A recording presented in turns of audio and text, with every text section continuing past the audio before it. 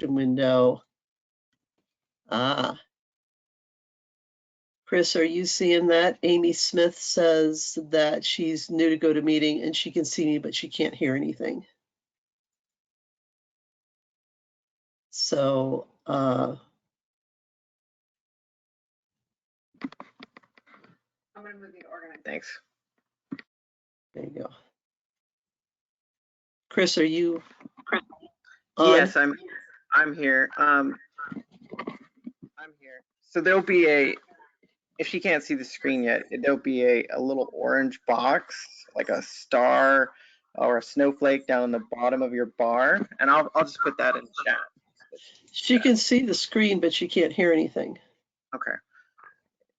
It could be the audio tab, and if she can't hear us, let me put that in chat. Good point. Yeah.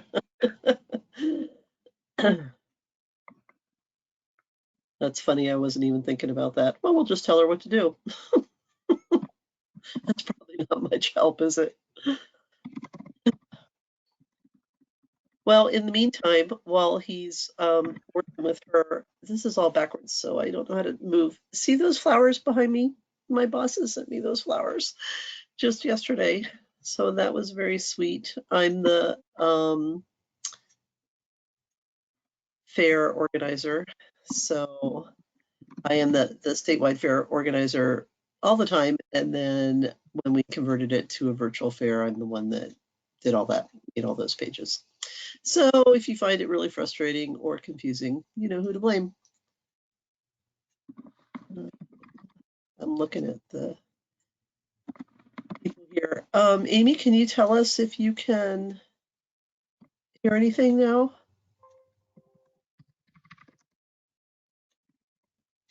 Like text in the chat box, since I have you muted. Although you can probably unmute yourself.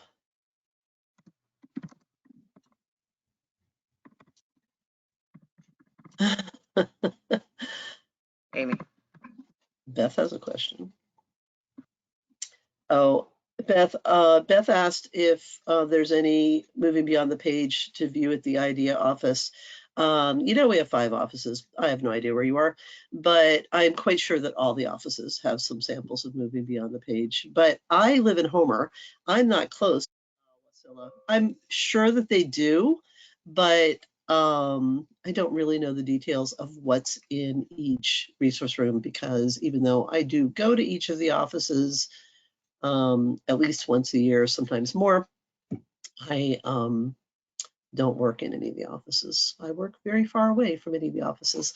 Homer is south of Soldotna, you probably know, and am 75 miles from the nearest office. So that's what I know about that. I think that I will just, Amy,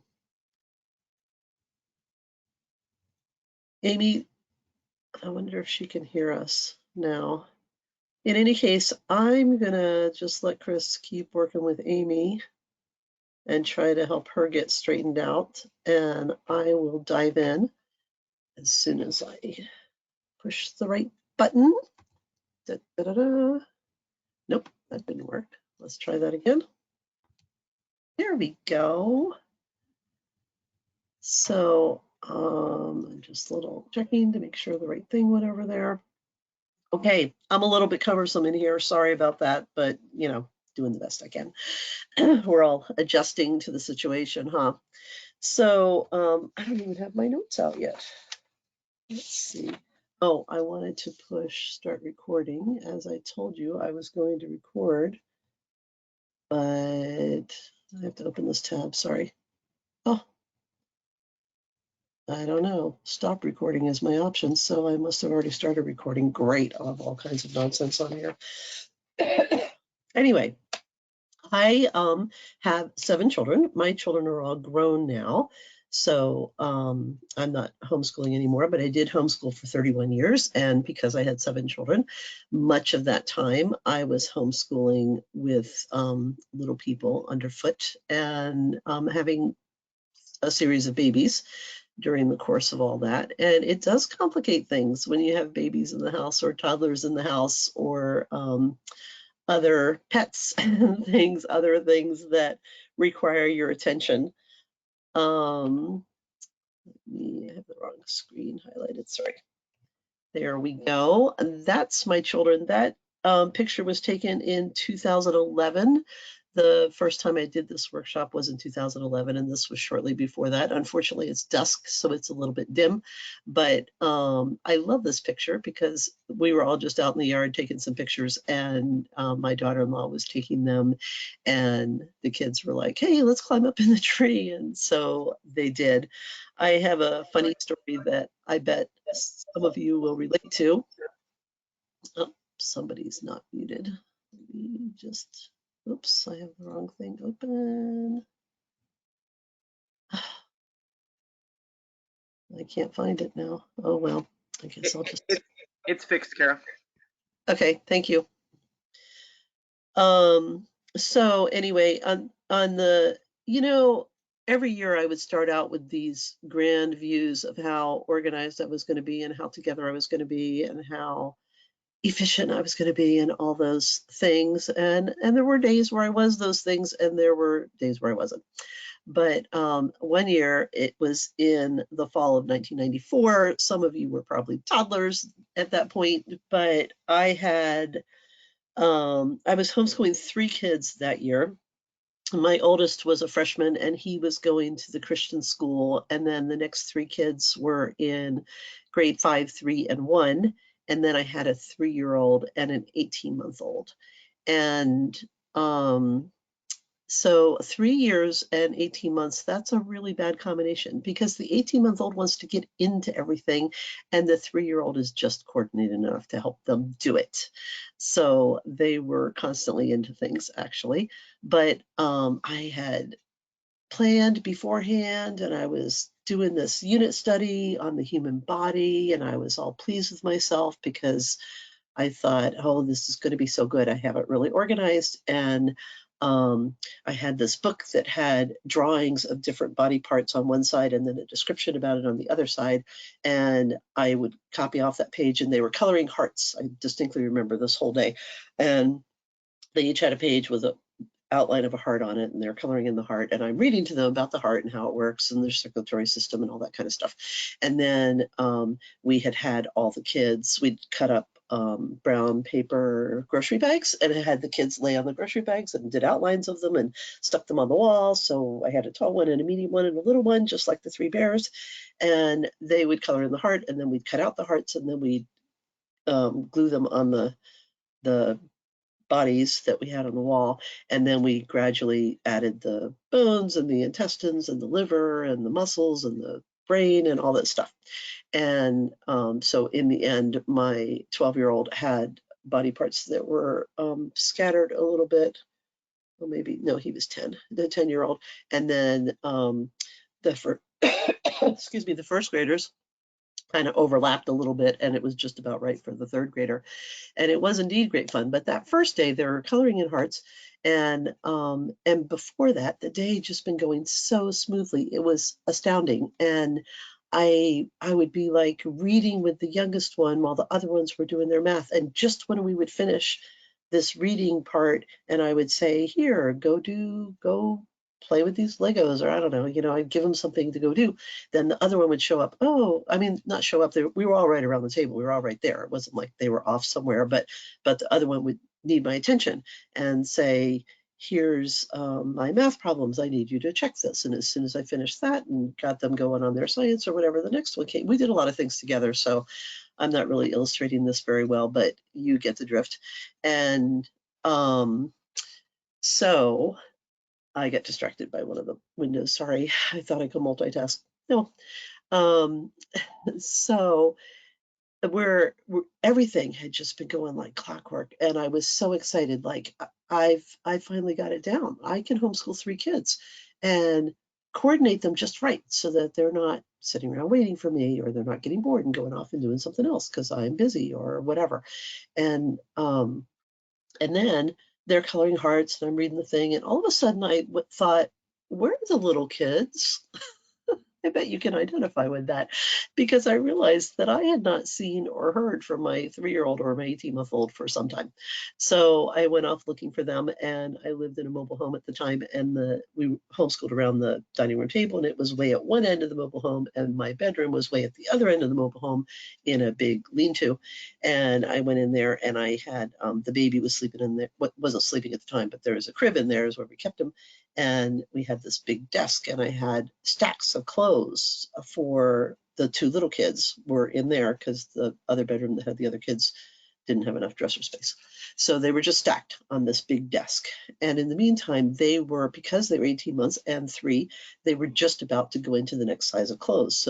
So I had the 12-month clothes, the larger 12-month clothes that I was washing and putting away from the 18-month-old and moving that kid into the 18-month clothes. And I had the size 2T clothes that I was getting rid of to move that kid into the 3T clothes. And they had climbed up on the chair and up on the desk, and they had taken all the clothes and thrown them into a pile on the floor. And then they had opened the boxes and they had dumped those out also onto the pile of clothes on the floor. So there was this huge pile of clothes on the floor. I hate folding clothes. It's one of my least favorite household duties. But there they were, these clothes all over the place. So thankfully, I did not scream at them because they didn't really do anything wrong. They were just playing, and everything was fine, and they hadn't hurt anything. But it was a dismay to me and very funny to me, because I had been thinking how together I was and what a great job I was doing. And it turned out they were making this huge mess in the back. So I'm hoping that maybe I can give you a few tips that might help you to manage the little people a little better. The first tip, I think, is to pay attention to where they are, but I don't have a slide for that. um, but my first suggestion would be to train the little ones to obey and to pick up after themselves. It's really important when you have very small children to train them to obey then. It's so much easier when they're little than it is when they're bigger. And it's hard. It's tedious, because you have to say the same thing to them over and over and over again. And you have to keep getting up out of your chair to go and intervene or go to help them to do something or whatever, or go, help them manage to obey. But it's just so important, and it's so much easier when they're young. And another aspect of that is that toddlers have very extreme emotions. They can be screaming with laughter one minute and then crying hysterically the next minute, and their emotions just go like this. And that's part of growing up, is learning to moderate those 2 extremes so that the curves are a little further apart and that they're not quite as high and low. But toddlers are very extreme, and they can be very close together. And this is not one of my own toddlers. This is a picture I took off the internet. But one time, my second oldest son, Jonathan, was 2, and he was very angry at me. I don't remember what he was angry at me about. And I was standing next to a closed door. But whatever he was angry about, he was very angry. And so he came over to me and he raised his fist, and he was just trembling all over, as only toddlers can do when they are overwhelmed with emotion. And he was just struggling. You could just, how it is with little kids, you could see the whole thing on his face. You could see him struggling with really wanting to wallop me, and thinking that probably wasn't the best decision. And so I just watched him and waited for this little pause. It was at least 30 seconds. I don't know. It was kind of a long pause to see what he was going to do. And then he turned to the side and he hit the door.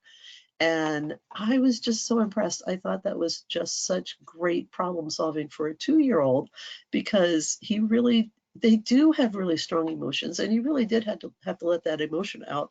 But I'm glad that he chose not to hit me, because that would have been the wrong thing to do. And I definitely would have intervened with that, because that's not a behavior that you can accept at all, even once. But our kids, when they were little, I never wanted to give them the impression that there was something wrong with their emotions, that if they were angry, that was wrong. It isn't wrong. You feel the way you feel, and you can't always control that, but you can control what you do with those feelings. And so our rule in our house when the kids were little was that If you need to cry and scream and throw a fit because you have these emotions and you need to let them out somehow, then go in your room and do it. And we would say, it's okay to cry. It's okay to be angry. It's okay to be hurt, mad, whatever, frustrated, but it's not okay to inflict yourself on everyone else. So you go in your room and cry. And when you're all done, you can come out. And sometimes when we'd send them to their room, they would cry louder because, of course, they want to make sure that we hear them. And then I would go close the door and say, no, you cannot inflict yourself on us. I'm closing the door and you come out when you're ready. And then they would always come to the door and ask, can I come out? And the answer was always the same. I don't know why they always asked, because I would say, it depends. It's up to you. If you are done screaming and crying, you can come out. If you need to cry some more, then stay in there. And if they came out and they started crying again, they did go back in. And this was like probably by the time they were 18 months old, we were doing that. And even when they're like a year old, you can train them to control themselves and to be obedient and to be respectful. When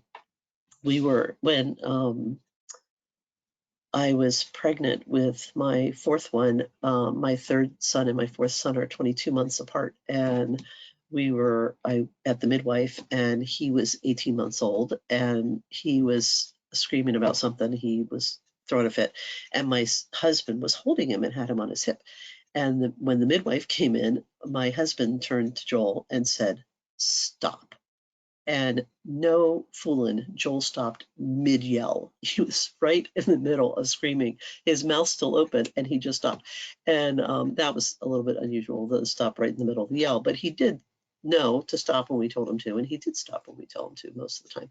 And so the midwife turns and looks at us like, whoa. She goes, I have never seen anything like that before.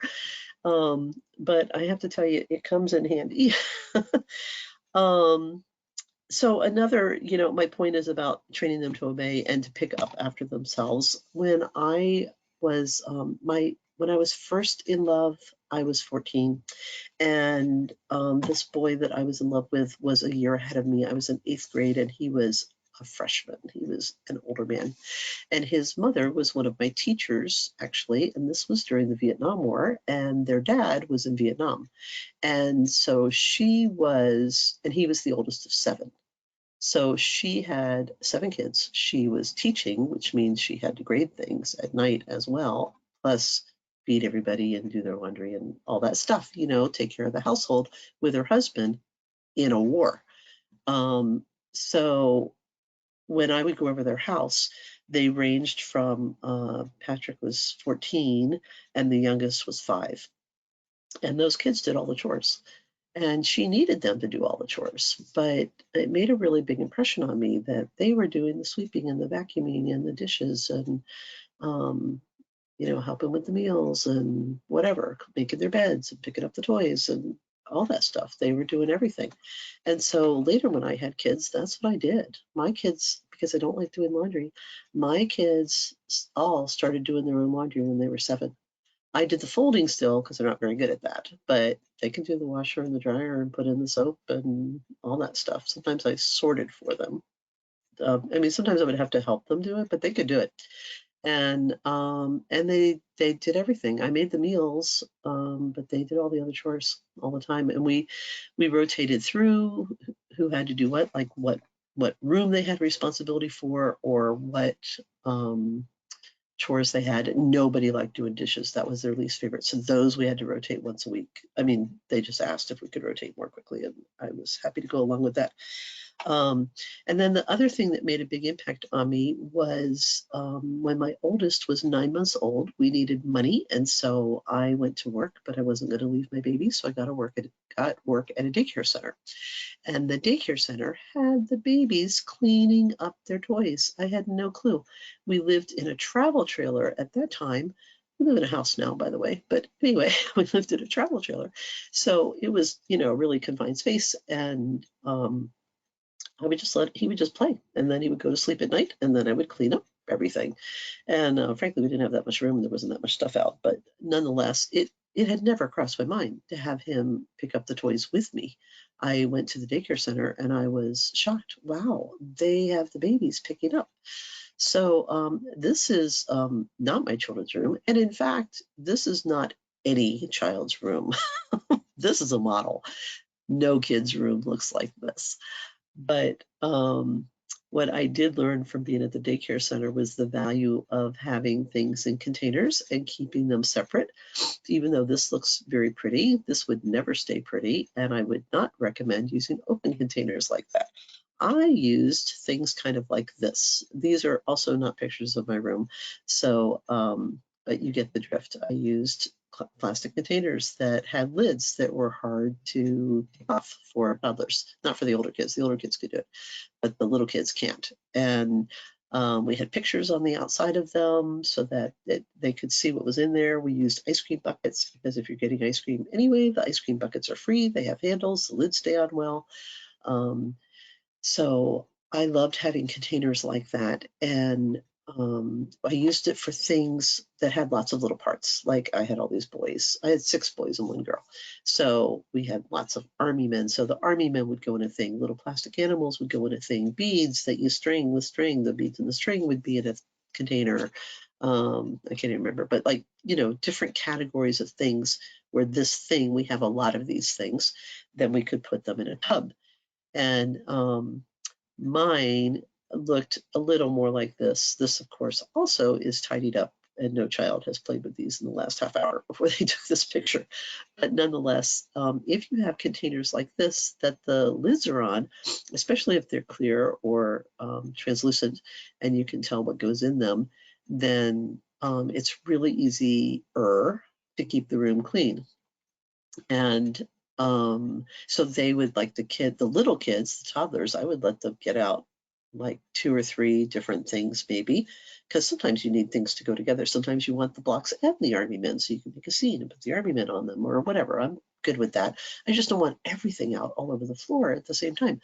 And so they would take out 2 or 3, they would play with those, and then they would come get me and say, hey, I want to play with the animals. Come up with the animals.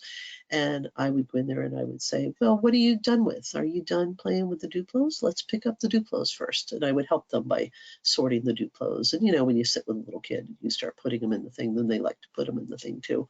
And then I'd snap the lid on and put it back, and then I'd open another one. And I tried to just have 2 or 3 open at a time. But like all people, I did the same thing. Over time, their room would eventually get to be a huge mess. But and then you have to just devote a few hours. Okay, we're cleaning this room, and we divide things up and we put them away. But if everybody pitches in, that's kind of fun too. This is what you don't want your rooms to look like.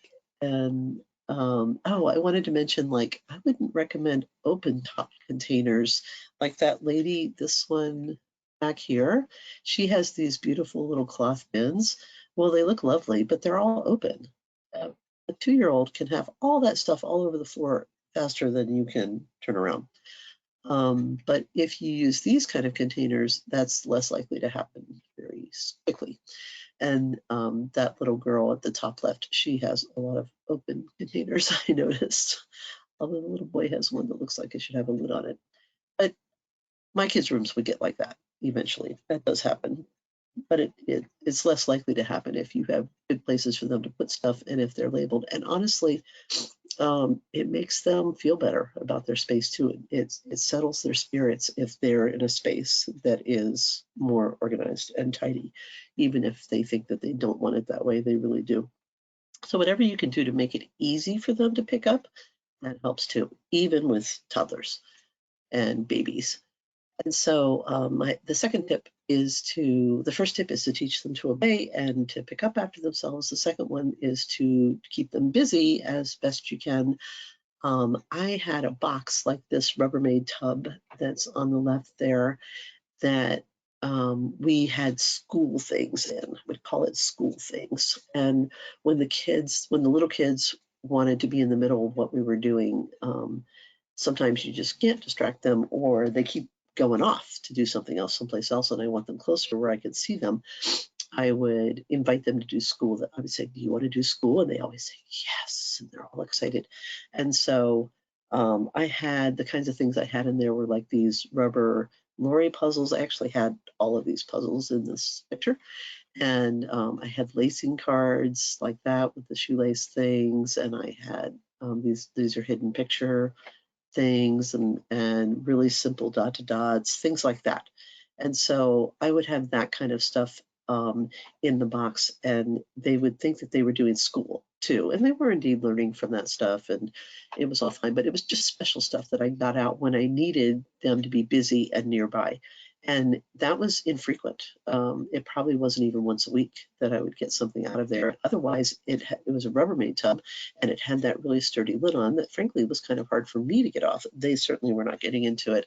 And so every time I got something out of there, it was something new and exciting, and it would keep them busy for some time. So that was really great. The next tip is, as much as you can, arrange your space so you can see them. I think this little set is the only pictures that are of my actual house. I had my house. This is Christmas from quite a few years ago when I first made this PowerPoint. But my kitchen and my living room run together, and there's a table there in the middle. And where I'm taking this picture from, there's a couch and a coffee table. And so we would be working at the kitchen table. I would be around the other side on the sink side of that table. And so I could see what the little kids were doing the whole time. And they're playing out there in the living room. And so this is the view from near that table. By the time I took this picture, we didn't have the coffee table anymore, but there was a coffee table in front of that couch. And it was an old beat up coffee table. And so we didn't care if anything happened to it. And so the kids, they would prop it. We had a couch and a love seat at the time, and they would prop it up on the love seat sometimes and use it for a slide. And they would color there and use markers and all kinds of stuff. And it was all good. One time when Karen was 4, maybe I have this later.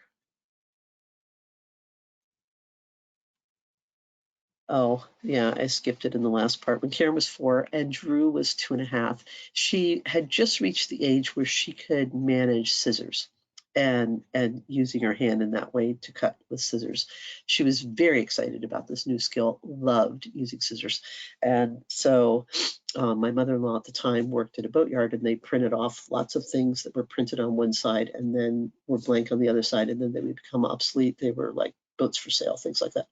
And so she always had piles of runoff paper, she called it, that was paper that was used on one side. And I always had a bunch of that kind of paper. And that's what I gave my kids to scribble on and cut up and fold into shapes and all that kind of stuff. Because this was before IDEA came along, and I didn't have any money, and I had a bunch of kids, and that was free. And paper costs money.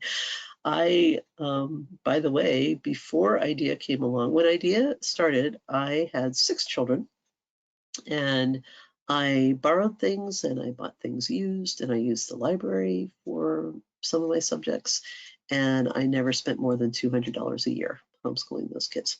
Side note. So the other thing I want to show you, you can see in this living room picture, just beyond the couch, there's a brown line. That's the railing of the deck. And behind Nathan's head in the brown chair, you can see the deck railing on that side. I just took these pictures about an hour ago. So this is my deck from the entryway door, and the picture on the left, there's a gate at the top of the stairs. The picture on the left shows it open, and the picture on the right shows it closed, and it has a hook at the top of it. I don't know what they're called, the kind that has a hook on both sides that you pull the little thing down, like the ones that are on the hooks that are on the end of a lead rope for you horsey people. But that kind of hook. And then there's a ring at the top on either side. There's a ring on the rail closest to the yard, so we can lock it open for like windy days. It's hardly ever locked on that side, but sometimes. And then a hook on the top on the other side, so that we can lock it closed. And I just have to say, oh my goodness, this was like the smartest thing we ever thought of doing. When we built the house, my kids were 4 and 2.5, my little kids. I had 4 kids, and then I had 4 years, and then I had these 2 little kids that were just a year and a half apart. So we called them the big kids and the little kids. And then 6 years later, I had 1 more kid. So when we built the house, I had 2 toddlers, and it was like having another room. And not only that, it was like they were in an aquarium because they were through the glass and I could see them, but I didn't have to hear them unless they were particularly loud. And they would play out there for hours sometimes. And I'd let them take stuff out there and they would take out blankets and this little kid kind of pop up tent thing we had. And they'd set up a tent out there and they'd have snacks out there. This is another picture that I just took with the gate closed. And so they would have all that space across the top, across the front there on the left is what is right in front of those living room windows. So even when I was just right there at the table homeschooling the kids, I could glance up anytime I wanted and see what the little kids were doing, but they weren't right in our space. I realize most people can't do that. It's just a function of how our house was laid out. And it wasn't really, we drew the house plans and that wasn't really anything that we were thinking about before, but we had a dog at the time too, and I thought, well, with toddlers and the dog, it would be a clever idea to put a gate at the top of the stairs. Smartest thing ever. So if it's possible for you to manage arranging your space somehow so that they can be a little bit removed from you and occupied with things, but still right where you can see them and intervene and hear them if they need anything, that is lovely. Another suggestion is don't do too many outside things like lessons and meetings and taking them to the park every day and all that kind of stuff. It all sounds good, you know, and individually those things are all good things, but they um, they just take so much time and they really do make children feel anxious. They think they want to go and do all those fun things, but it's really stressful for them if they're busy. I mean, if their schedule is too busy, or if you are too busy and inaccessible to them. If your schedule looks something like this, you are too busy. Your calendar should not look like this. When um, oh, I wanted to say too, children really thrive on consistency. They just rest in that space of this is our routine, this is what we do. And even though it seems boring, and they might complain about it being boring, it's security to them. Um, and if you're off running quite a bit, it just raises their anxiety level and it makes the whole dynamic harder to deal with. When my oldest son was 6, well, starting before that, I started the first crisis pregnancy center in Homer and was very busy with that for a couple of years. Was on the steering committee and then was on the board, and I was the one that started the whole thing. So people were pretty much following my direction, even though I had a very active board once we got a board all settled. But then we were, you know, getting donations and finding an office space to rent, and buying office furniture, and hiring a director, and getting supplies, and all that kind of stuff, and making decisions about everything all the time. So we had a lot of meetings, and a lot of my mental space was devoted to that. At the time, we lived at a Bible school, and we lived on campus. So my kids were 6 and 2, and that doesn't sound right because I think I'd have to think it through. I might have that wrong because I had two baby. I used to joke that I had two crisis pregnancies while I opened the crisis pregnancy center, but had one baby anyway before we opened. Maybe the other one I had after we opened and while I was still on the board. But in any case, because those three kids are all 3 years apart. I mean, 2 years apart. Um, so I as we were getting close to opening, it was taking more and more time and energy, of course, to get everything ready to open. And I affiliated with an organization called the Christian Action Council at the time. They changed their name, and I don't even know what they're called now. But we flew up somebody to do the initial training for the people that were going to work in the CPC. This woman came from California to do the training.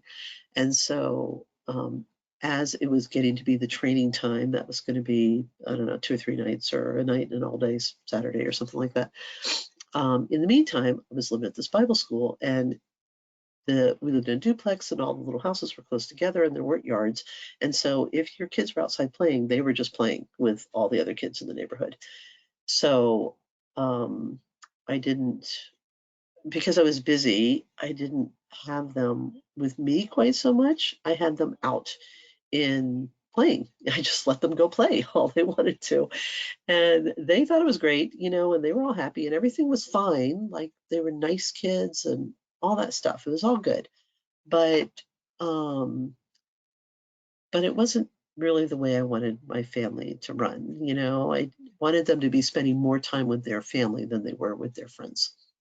So but I didn't want to suddenly go from one day letting him be outside doing whatever he wanted to saying, no, you can't go outside. You have to stay inside most of the day today. You can play for an hour after your nap or whatever. So I sat on the couch one day and I stood him in front of me and, looked him in the eyes and I gave him this little speech. And I said, I've been really busy with this project and I've just been letting you play outside all day long and be gone with your friends most of the time. And I just want you to know we're almost done. And in a few more days, this part of it's going to wrap up and I can devote more attention to our household. And I'm not going to let you play outside all the time. And what I was thinking was that I was giving him a warning, like you do with toddlers. Okay, 5 more minutes, then we're going to pick up the toys, get ready for bed, or whatever. I was trying to prepare his heart so that when I suddenly started saying, no, you can't go outside, it wasn't going to be this big shock to him, which I thought wasn't fair. So I tell him, this is what's going to happen. And he said, oh, thank you, mommy. And he threw his arms around me and hugged me. And I get goosebumps telling you this. I was so shocked. I had no idea that he felt that way. That that me saying that to him, I thought was he was going to see as a punishment or a restriction, and he didn't. He saw it as an expression of my love and my desire to be with him. And it was something that his heart was craving that he couldn't have put into words, and I didn't see. So I wanted that story that just made a huge impression on me. So train them to obey and pick up after themselves. Keep the toddlers busy. Arrange your space so you can see them if you can. Don't do too many outside things and get organized. That's easier said than done, isn't it? Um, I mean, with your schoolwork, when I used to, in the earlier years when I was homeschooling, I had a general plan for the year, and I had stuff that I was gonna, I mean, materials, books and things that I was gonna use, but I didn't, what I would do is I would do whatever I wanted to do that day, and then I would write it in the teacher plan book. I had one of these, kind of like this, and I would write in what we had done instead of writing down ahead of time what we were going to do, because I didn't like writing ahead of time what we were going to do, because life being the way it is, and I always had younger people around or somebody to nurse or whatever, I didn't want to have to keep like scribbling things out and moving them over to other days or something.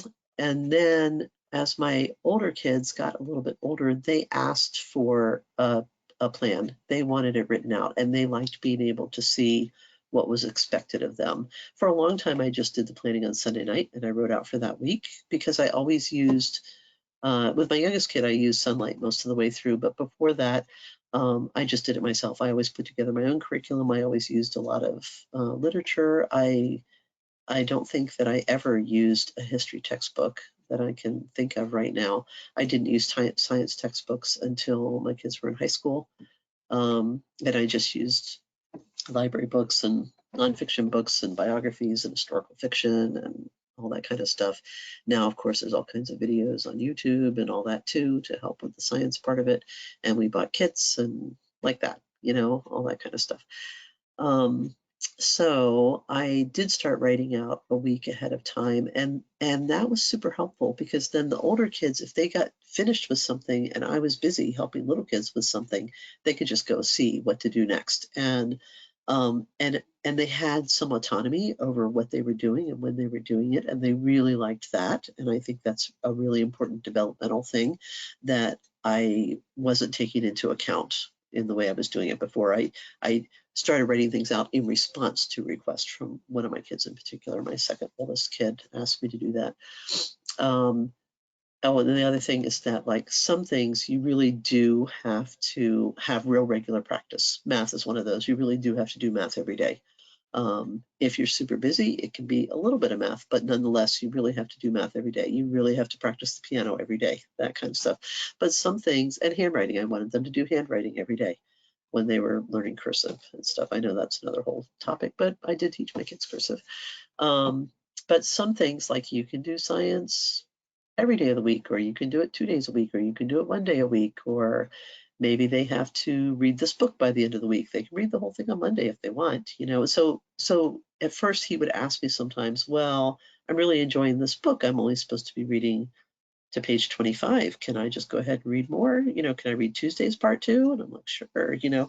So sometimes they check like more things across and then all the things down. But by the end of the week, they would put a check mark when they finished something, and then I would draw a line through it the other way when if there was like math problems I needed to check or whatever. And so I could always tell just by looking at it where we were at and what they had done and what I had checked, and not be wasting that mind space trying to figure out where I was at, what I was doing.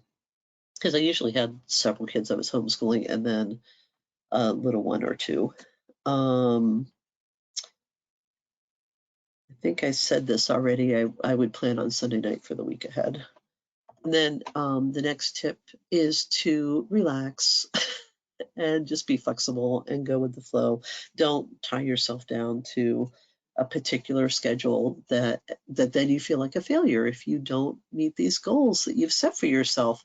There's a difference between homeschool and school at home, and the difference is what the focus is on. What comes first? Are you trying to do school in your home, or are you focusing on your home where you're doing school? It really is different. It's a different mindset.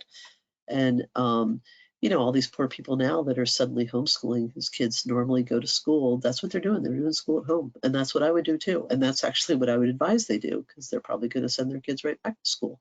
But the ones, it kind of depends. If they're thinking that they might continue homeschooling, then I wouldn't advise they do that. Then I would try to switch them over to a homeschool mindset.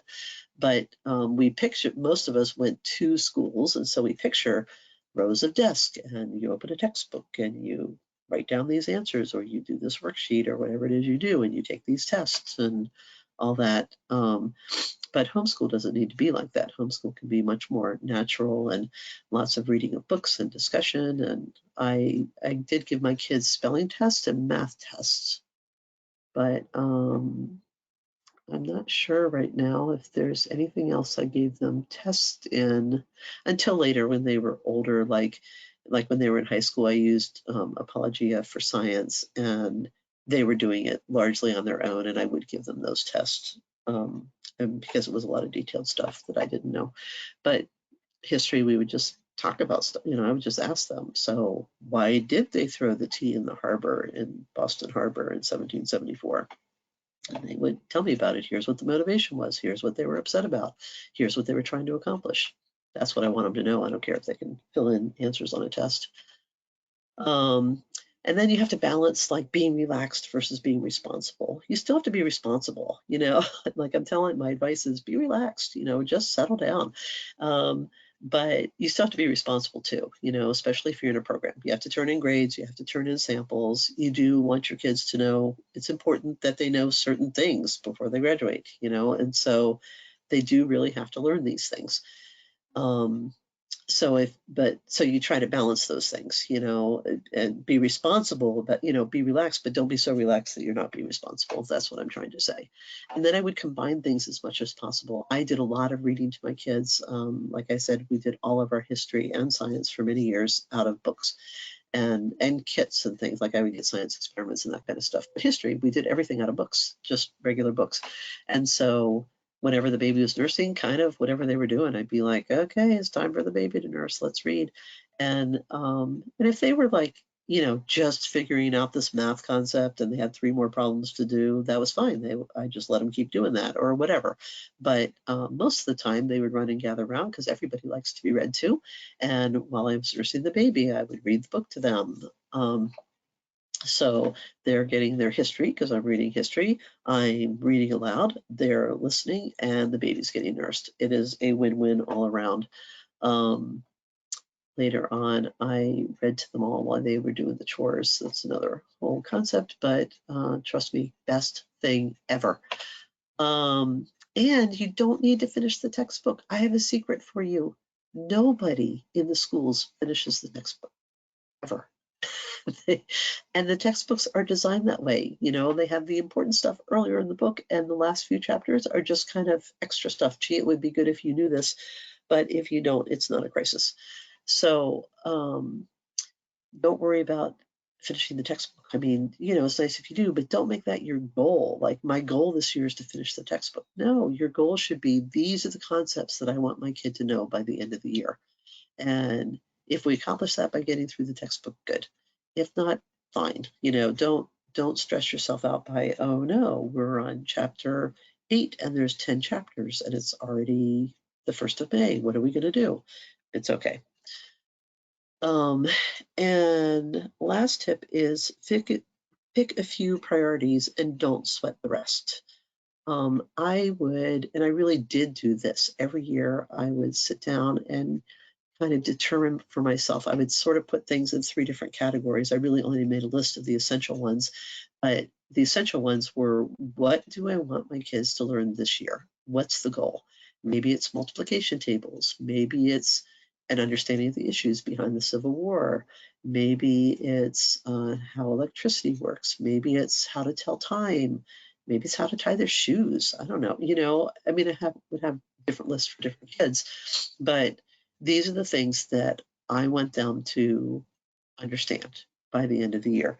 And then the next list was important if possible. Like, these are other things that are also important. I really do want to include these things, but they're not the essential things. And if I'm faced with super busy days or a super busy week, or one of us gets sick, or I have another baby, or whatever, we move, or, you know, those things that disrupt your life, COVID-19, I don't know, you know, if something happens to disrupt your life, then the important ones can go too. You know, that if I have to choose, then I pick the essential ones. But if I can do the important ones, I do the important ones. And the third category is fun but not necessary. You know, gee, I would really like to do whatever that in my mind is not really necessary right now, but it would be super fun to do.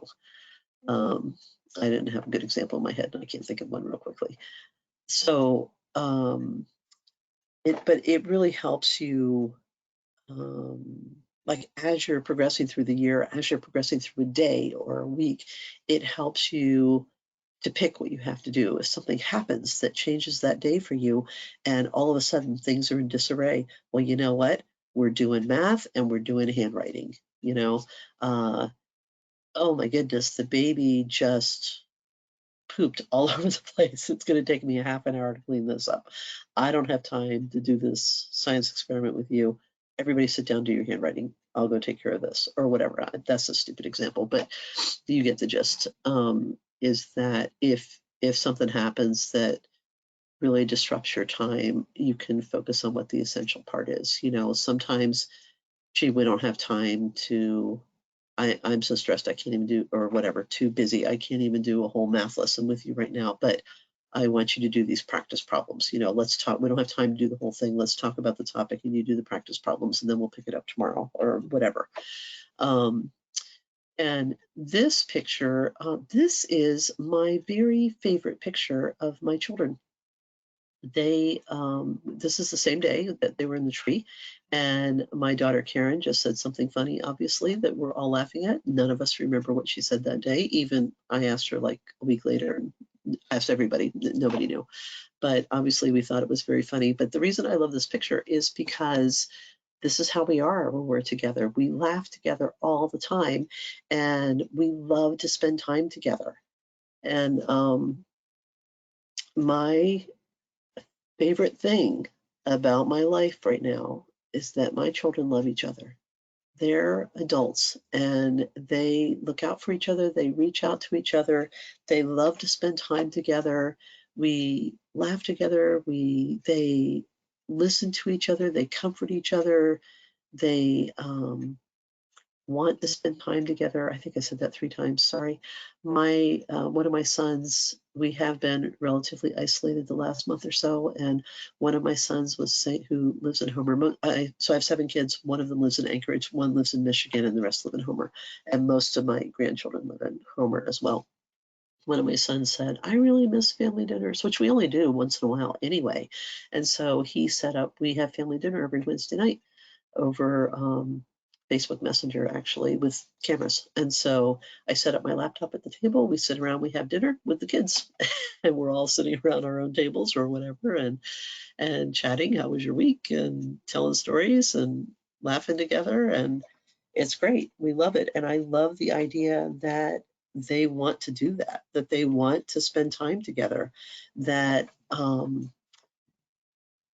that they're lonely for the family when they're not there. My kids now, my oldest is 40, turned 40 this year, and my youngest just turned 21. So they all have their own lives, but they love each other and love spending time together. And so that's the goal. You know, I mean, that's not the only goal, of course, of homeschooling, but that's one of the important goals and one of the things for you to look forward to. So, does anybody have any questions? Let's see. I'm like flipping through questions, except I'm not very good at that. Somebody, I can't see the name on this one, but somebody asked about if the sessions are recorded, can we request the video? I'm not recording any of them. I'm recording this because it's my own. I left it totally up to the presenters, and I do have on all the scheduled pages, it's one of the things it says at the top in bold is that these are not being recorded. But I am going to send an email to all the presenters because I do know that some of them were recorded. And I'm just going to send an email to all of them and say, if you have a recording or the PowerPoint or notes, and if you're posting it somewhere, send me the link, please. Or if you have the video and you want to send it to me, you could send it to me, or things like that.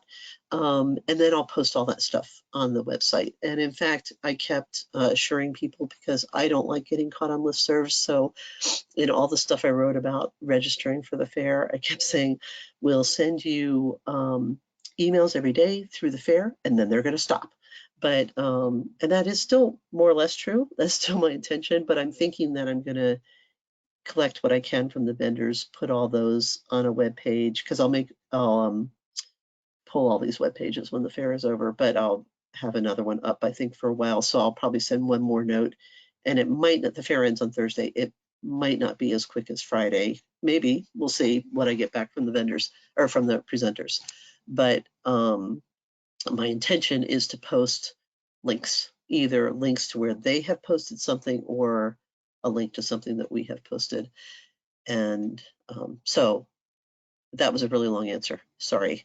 The short answer is they're not all being recorded.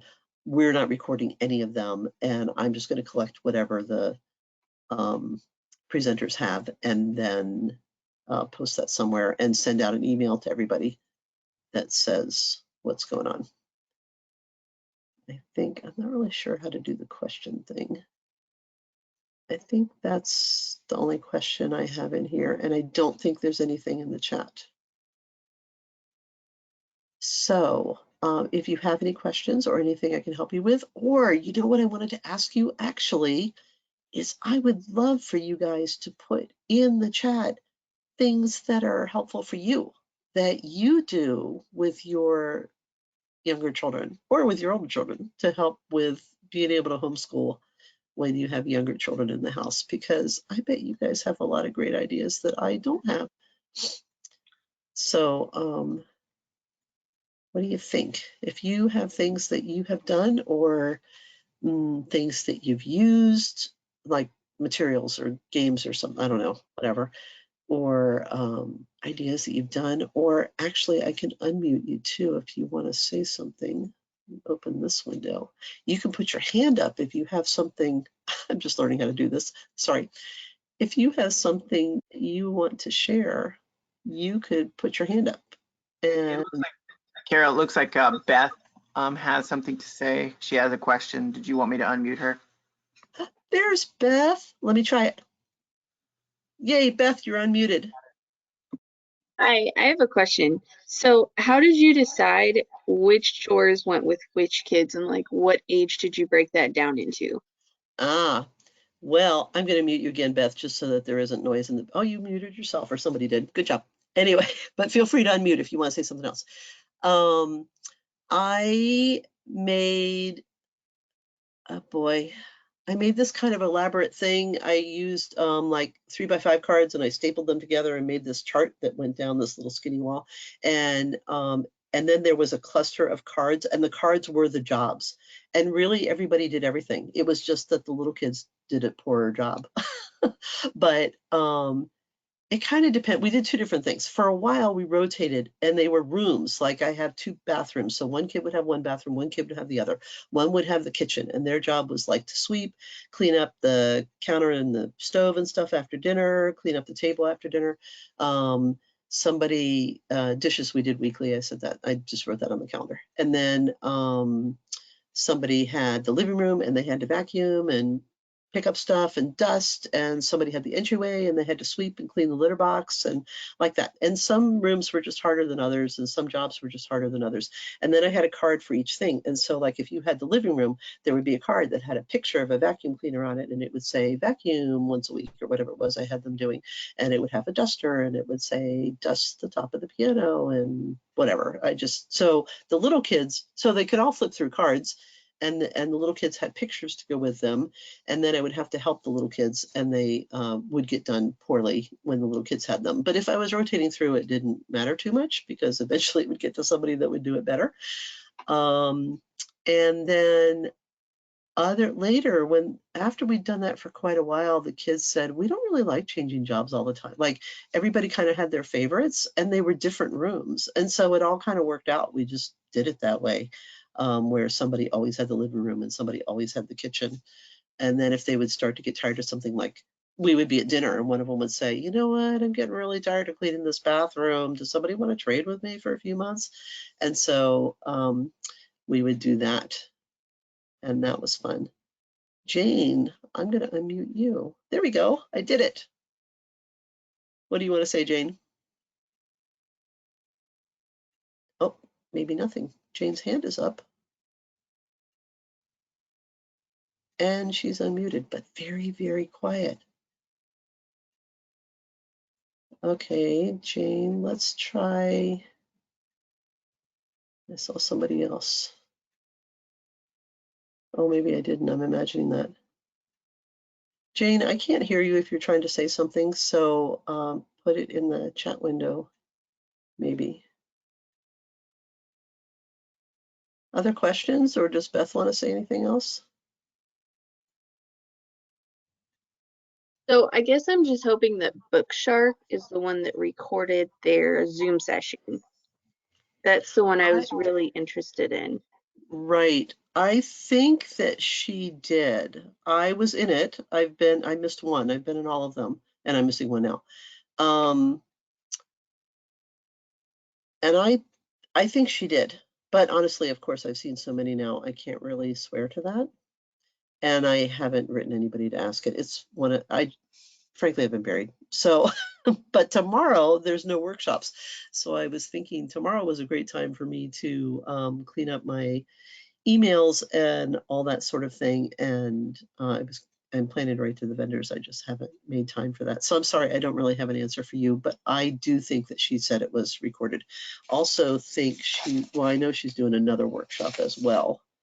And yeah, that one's a little bit different, it but is. I am unable to schedule an appointment. Like there's this fun little link that says, hey, Yes. schedule it with Lynn, but my link doesn't work.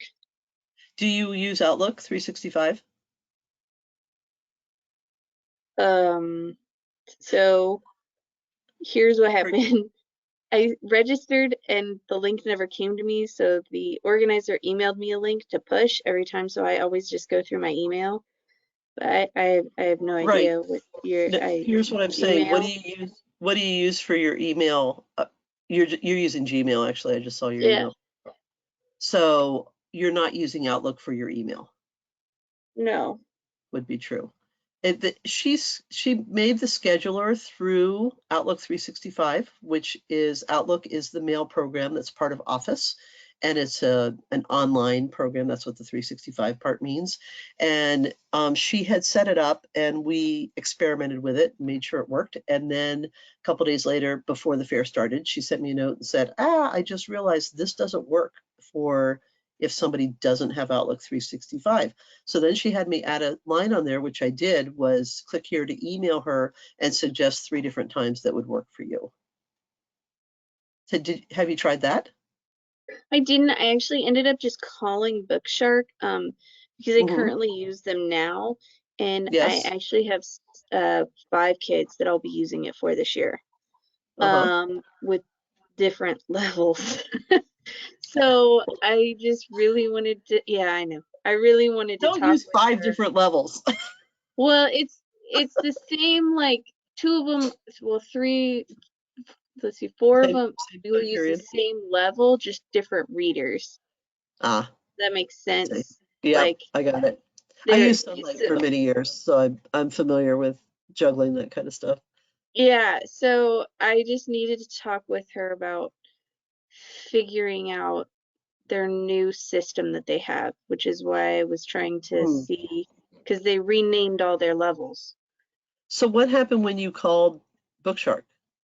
I was able to eventually set one up, but a meeting up with Lynn, but I really wanted that original presentation Oh, since I wasn't able to got initially it. set it up with her. Does that make sense? Yeah, when's your appointment with her? Next week. Okay. Beth, could you send me an email? Because I really will write them either tonight or tomorrow. And then if I get something from Beth, I mean, sorry, I'm looking at your name in the list. From Lynn, I can make sure that you get that. Like I'll just send it to you or something. I don't know what I'll do. But I get Okay. something. Just send me an email that says, hey, I was in the workshop. I want the Bookshark recording or something like that so that I can communicate back with you. That's how I keep track of things. I send myself emails there. That's my reminder note system. So otherwise I could probably just write this down, but it would be easier for me if you would send me an email and then I can just hit reply and send you the link or send it to you or tell you what I find out from Lynn. Okay. Perfect. And then Carol, we had a question from Jane. She didn't have a mic to ask you it. It was Got it. talking about self-care. I don't know if you can see that on your screen. I cannot. Yeah, Okay, so that's I'll just read it off. So she says, there's such a push these days for self-care, and I honestly don't see how this phrase applies to the homeschooling life of a mom. And what are your thoughts on this? I am so sorry to laugh, but I It's totally. because how I said it. I'm sorry, Carol. Oh no, I'm just thinking if you're homeschooling, how can you take care of yourself? You're busy taking care of everything for everybody. What do I think about that? Honestly, I think it's really important. I had 1 year where I miscarried a baby at 16 weeks at home. It was about this big, and I ended up with a D&C because I was bleeding to death, and we sold my parents. My father died that year. My mother had died the year before. We sold the family home that they had lived in for 48 years. My husband and I built this house. It was the year that we moved into this house. And a couple of other big things like that. So I had a lot of big things happen all at once. And frankly, I think I had a nervous breakdown. For a few months, I really couldn't do anything. I cried at everything, unreasonably so.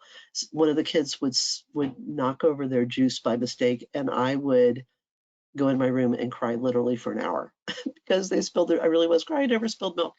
And but it made me realize that, gee, I have limits. And I did gradually, I just let myself be sick. I just thought, what if I had mono? This is a short answer to what happened with the rest of that story was that I thought, well, if I had mono or something, what would I do? I would let myself be sick. I would rest. I would sleep as much as I could or whatever. And so the fact that I am emotionally sick right now, that's okay. I'll just let myself get better. And I did. And the kids and my husband just kind of had to wing it for a while. And I'm sure we didn't do much, if any, homeschooling during that period of time. I really don't remember what happened with that because my memories are all clouded with what was going on in my own head for those few months. But I did gradually get better, and everything was fine. So anyway, my point is that you really can burn yourself out and get exhausted, and then you're no good to anybody. You need rest and you need to take care of yourself. I would occasionally take time away, like I'd have my husband keep the kids, and I didn't go anywhere really, but I would leave for like half a day or something. One day I did this Bible study and it culminated with a half day of prayer, and I went and did that, and I just played Bible bingo basically, and I just opened it up, and I happened to open up to Philippians, where it talks about Philippians 4, where it talks about whatsoever things are pure and lovely and just and true, meditate on these things. And one of my intentions during that time was to make a list of all the horrible characteristics that my kids had that I wanted to fix in them. And so that's what I opened up to first. I thought, okay. And so I felt like I needed to focus on what was great about them. And that's what I did instead. I prayed about each one of them, and I made a list of the characteristics that I really admired in each one of them. And that was super healthy for me to do because I was feeling burnt out.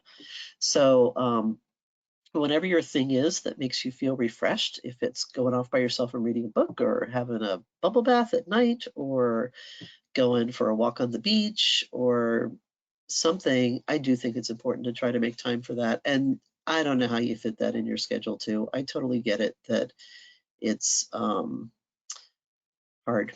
And so I don't know if that's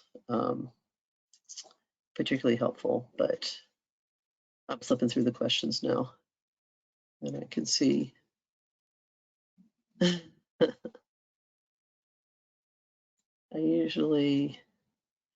Somebody said, I usually hide things that could entertain them, and when they're bored and need more attention, I get those out.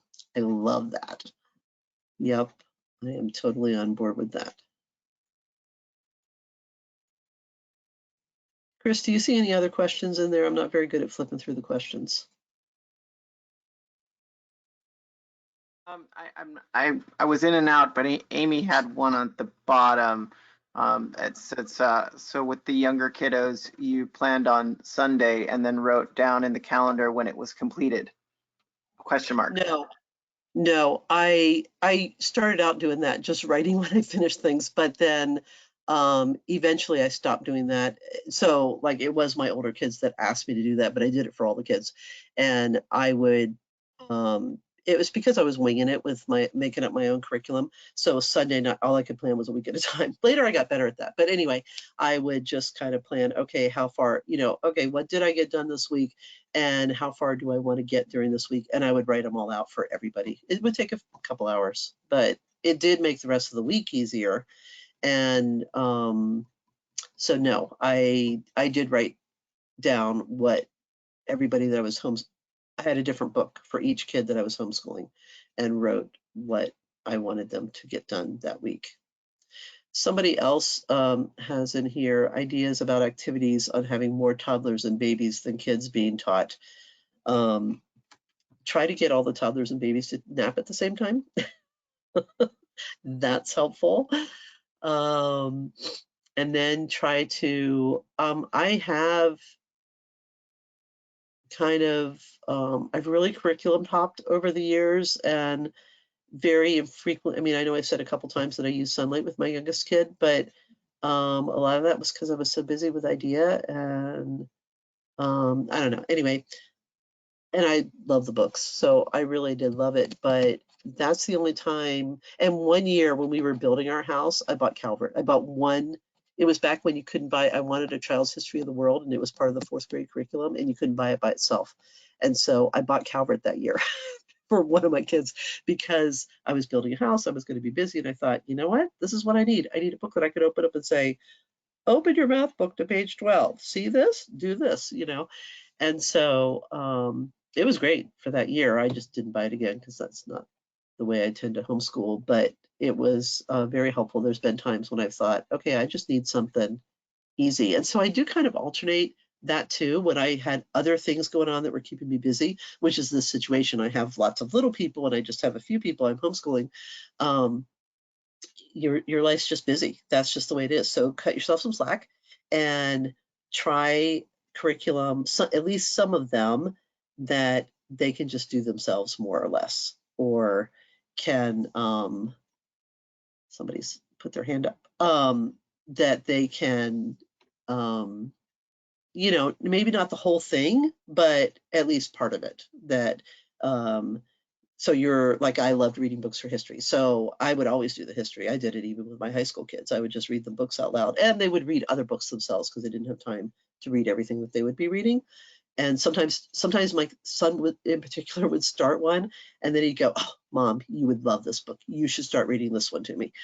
Um, but if you can, if they have math, like teaching textbooks used to be structured differently. When it first came out, it was perfect for my daughter who struggled with math, but it was very auditory and it explained how to think mathematically. When you see this problem, what do you know? What do you need to ask yourself? What do you do next?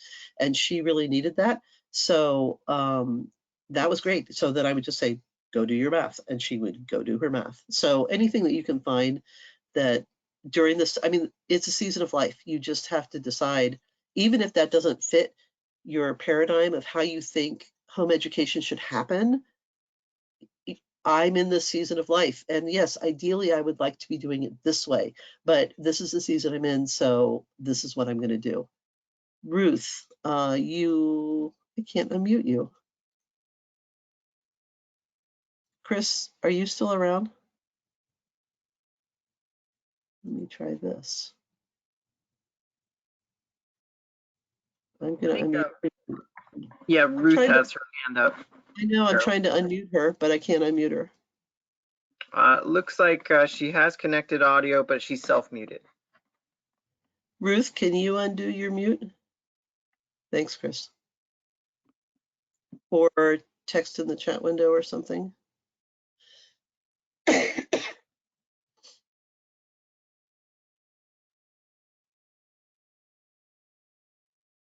Attendee is muted by an organ. Oh, Ruth, you're muted.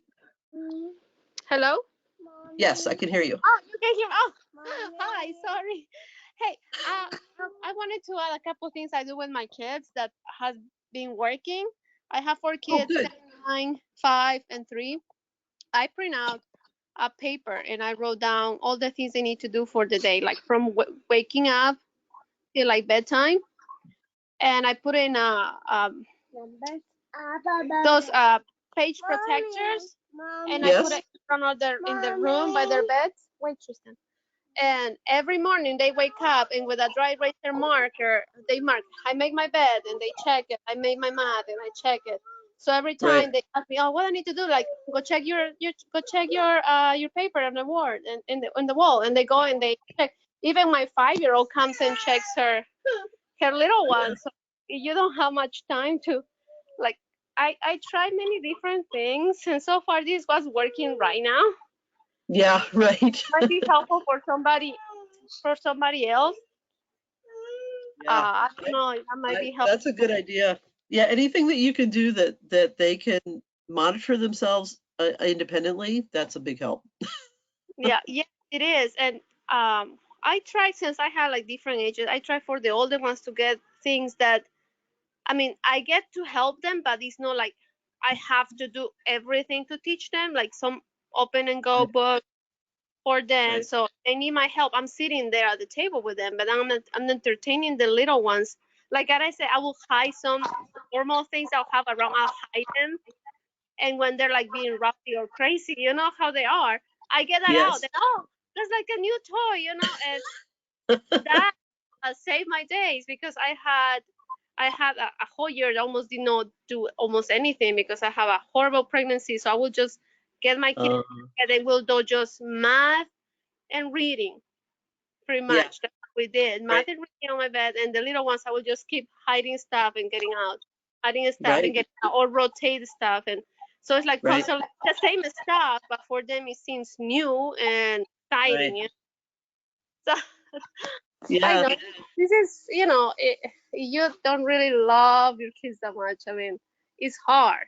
I have friends like, how do you do it? I'm like, I just love my kids that much. I guess I just love them. Like, I just love them that much. But some days it's just hard. It's just hard. I keep Right. telling you, I don't know how some days really go, because I just feel like we woke up and we already had like 3-4 meltdowns, and I just get my hideaway toys. I'm like, there you go, look, it works. Yeah. So Sometimes it's easier to love them than it is on other days. yeah, it truly is. Yeah, thanks for sharing those ideas, Ruth. I just muted you again just to check if anybody else has anything they want to say. We're 15 minutes over already, and the next workshop's about to start if you wanted to go to that. And I'm happy to talk about anything else that you want to, but I think we're good here. Thanks so much for coming. It's nice to see everybody here. And Beth, don't forget to send me that email. So my email is carol.simpson@ideafamilies.org, or you can, all those listserv notices are coming from me. You can write to Idea Fair, and that'll come to me as well. ideafair@ideafamilies.org, either one. And I will be happy to take care of that for you. Okay, thanks you guys. Now I just have to figure out how to turn this thing off. Oops, that's not it. How do I turn it off, Chris? I can end it, Carol. Thank you, Okay, everybody. thanks.